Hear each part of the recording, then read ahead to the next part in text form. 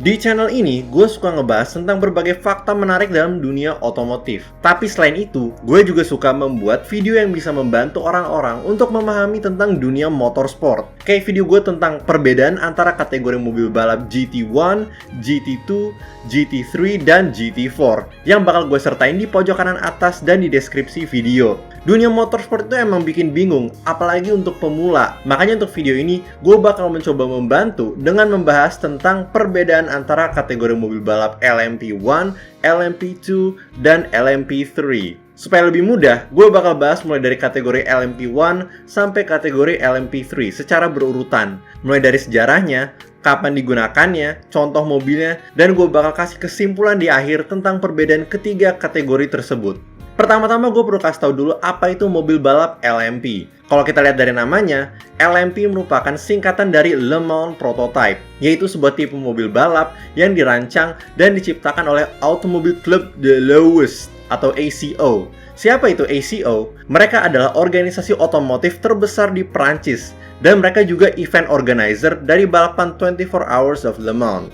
Nah, mobil LMP ini digunakan pada berbagai balapan paling bergengsi di dunia, terutama untuk balapan ketahanan atau endurance seperti 24 Hours of Le Mans dan World Endurance Championship atau WEC. Mobil LMP ini dibuat khusus untuk balapan, jadi nggak bisa lu beli dan pakai di jalanan. Karena mobil LMP dibuat khusus untuk balapan, mereka punya bentuk yang sangat ekstrim dan punya kecepatan yang luar biasa. Nah, itu penjelasan singkat mengenai apa itu mobil LMP secara umum. Sekarang sudah waktunya gue menjelaskan perbedaannya, mulai dari LMP1. LMP1 merupakan mobil balap prototipe paling kencang dan pertama kali muncul pada 24 Hours of Le Mans di tahun 1992. Karena kategori mobil balap Grup C udah mau mati karena berkurangnya dukungan dan peserta. Jadi ACO memperbolehkan mobil Grup C lama seperti Porsche 962 untuk ikut balapan sambil mereka membuat kategori baru yang akan menggantikan Grup C untuk tahun 1993. Setelah berakhirnya Grup C di akhir tahun 1992, ACO secara formal membentuk kategori LMP1 dan LMP2. Mayoritas dari mobil LMP1 pada saat ini menggunakan mobil Grup C lama yang dimodifikasi supaya sesuai dengan peraturan LMP1,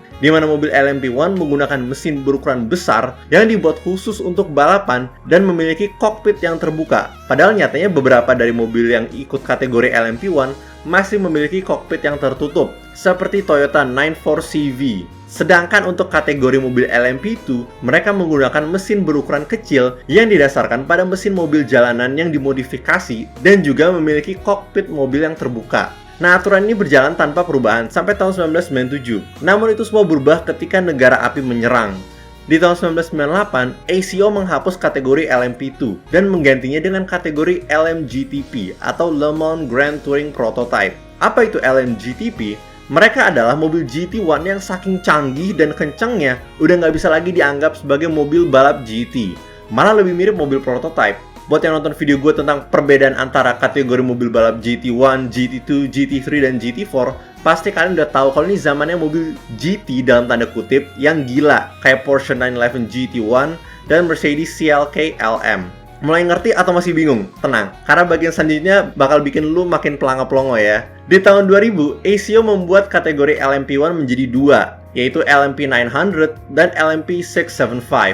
Angka pada kedua kategori itu melambangkan berat minimal mobilnya. LMP 900 punya berat 900 kg, punya tenaga lebih banyak, dan top speed lebih tinggi. Sedangkan LMP 675 punya berat 675 kg, jadi lebih ringan dan lebih lincah dibanding LMP 900. Tetapi punya tenaga lebih sedikit dan top speed yang lebih rendah. Itu semua juga ditambah dengan kategori LMGTP yang masih digunakan. Jadi secara sederhana, di tahun 2000 sampai 2003, ada 3 kategori mobil LMP. Ada LMP 900, LMP 675, dan LMGTP. Walaupun LMP 900 dan LMP 675 adalah 2 kategori yang beda, mereka sebenarnya bersaing untuk dapat kejuaraan yang sama. Persaingan kedua kategori itu nggak dipisah. Jadi mungkin lebih tepatnya kedua kategori LMP ini adalah formula atau jenis mobil yang ditawarin oleh ACO buat tim yang mau ikutan. Lu bisa milih antara bikin mobil LMP 900 yang lebih kenceng tapi lebih berat, atau lu bikin mobil LMP 675 yang lebih ringan tapi nggak terlalu kenceng. Nah, mayoritas pabrikan pada ikutan kategori LMP 900, seperti Audi dengan Audi A8 LMP, Courage dengan Courage C60, dan Riley & Scott dengan Riley & Scott Mark III-C. Sedangkan kategori LMP675 sayangnya sepi peminat, dengan beberapa pabrikan yang ikutan seperti MG dengan MG EX257 dan Lola dengan Lola B2K40. Dan terakhir ada kategori LMGTP yang lebih sepi lagi karena yang bersaing cuma Bentley dengan Bentley Speed 8.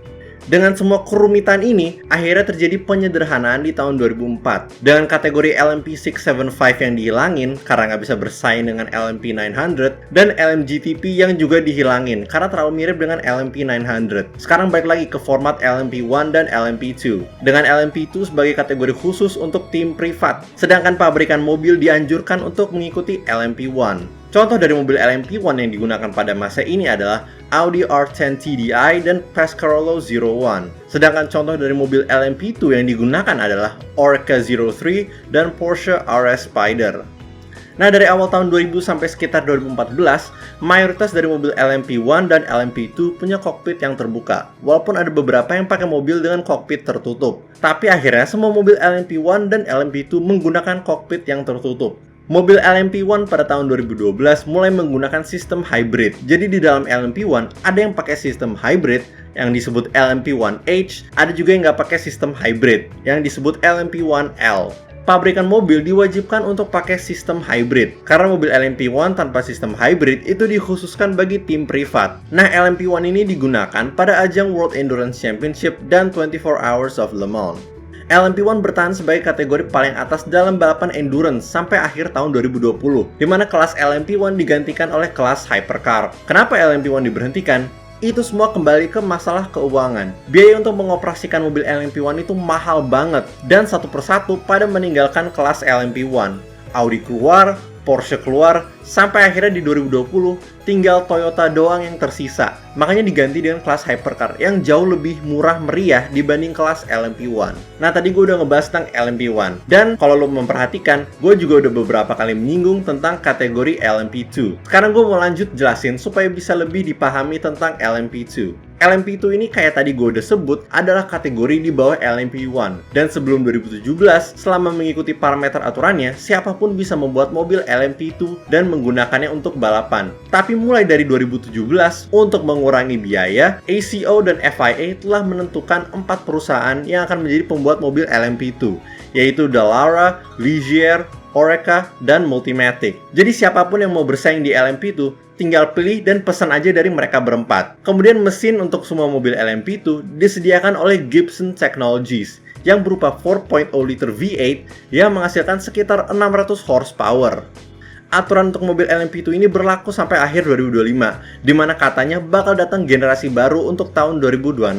LMP2 digunakan pada banyak ajang balapan, seperti di World Endurance Championship, tapi sayangnya berhenti digunakan pada akhir 2023. Karena jumlah tim yang ikutan hypercar makin banyak dan udah nggak ada tempat lagi di WEC untuk LMP2. Tapi kategori LMP2 ini bakal tetap dipakai untuk 24 Hours of Le Mans, Asian Le Mans Series, dan European Le Mans Series. Nah, kemudian di tahun 2015 diperkenalkan kategori LMP baru yang bernama LMP3.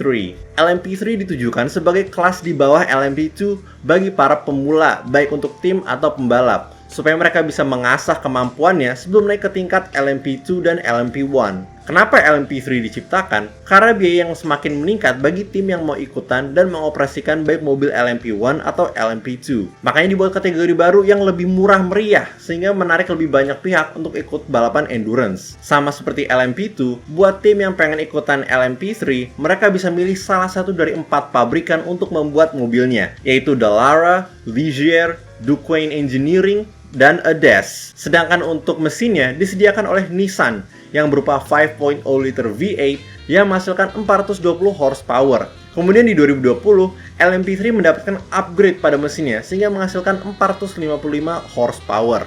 Yang membuat LMP3 unik adalah mereka tidak digunakan sama sekali untuk World Endurance Championship ataupun 24 Hours of Le Mans. Karena kayak yang tadi gue bilang, LMP3 ini diciptakan bagi tim dan pembalap supaya mereka bisa latihan dan mempersiapkan diri sebelum naik ke kategori atasnya. Makanya LMP3 tidak digunakan untuk ajang balapan paling atas, melainkan digunakan pada berbagai balapan endurance lain seperti European Le Mans Series dan Asian Le Mans Series. Jadi apa kesimpulannya dari itu semua? Kesimpulannya adalah mobil LMP1 adalah yang paling kenceng, kemudian diikuti oleh LMP2, dan yang paling lambat adalah LMP3. Tapi LMP1 udah berhenti digunakan sejak akhir 2020 dan diganti dengan kategori hypercar.